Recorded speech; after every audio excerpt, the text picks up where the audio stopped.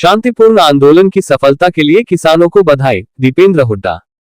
टिकरी border किसान धरने पर पहुंचे सांसद दीपेंद्र हुड्डा को किसानों ने आगे बढ़कर गले लगाया।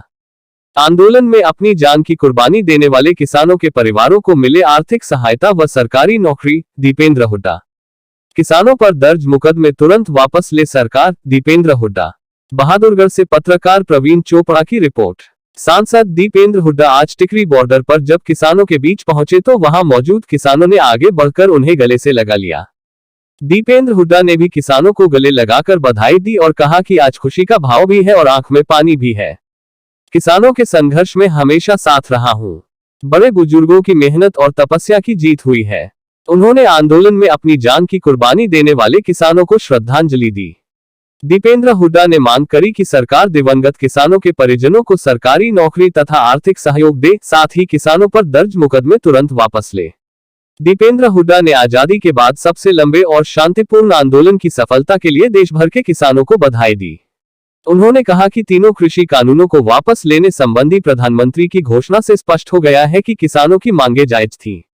उन्होंने आंदोलन में अपनी जान की कुर्बानी देने वाले 700 से अधिक किसानों को श्रद्धांजलि अर्पित की।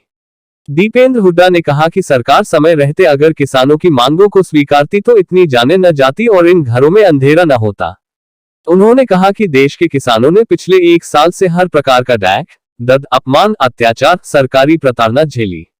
किसानों को और उनकी आवाज को कुचलने, रौंदने के हर प्रयास हुए। संसद में सरकार किसान शब्द तक सुनना पसंद नहीं करती थी।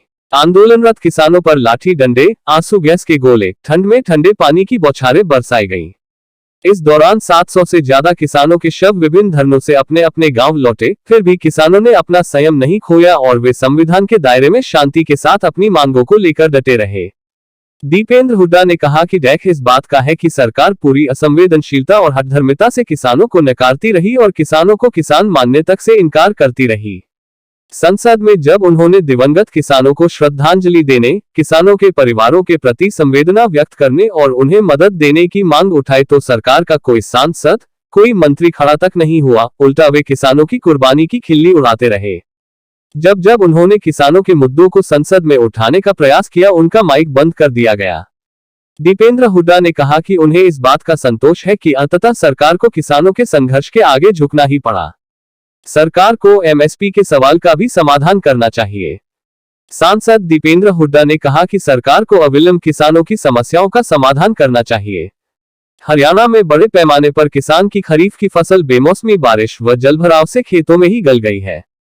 खेतों से पानी की निकासी न होने और खाद की भयंकर किल्लत के चलते रबी की बिजाई तक नहीं हो पा रही है। किसानों को अपने परिवार, बच्चों के साथ रात रात भर खाद के लिए लाइनों में लगना पड़ रहा है, फिर भी उसे जरूरत भर की खाद नहीं मिल रही है। महंगे डीजल पेट्रोल से किसान की लागत बढ़ती जा रही है, जबकि उसकी आमदनी घटती जा रही है। मंडियों में खरीद बंद करने से किसान को एमएसपी से कम भाव पर अपनी फसल बेचनी पड़ रही है। ऐसे में सरकार को किसानों से जुड़ी सभी समस्याओं के समाधान के लिए ठोस कदम उठाने चाहिए। Podcast.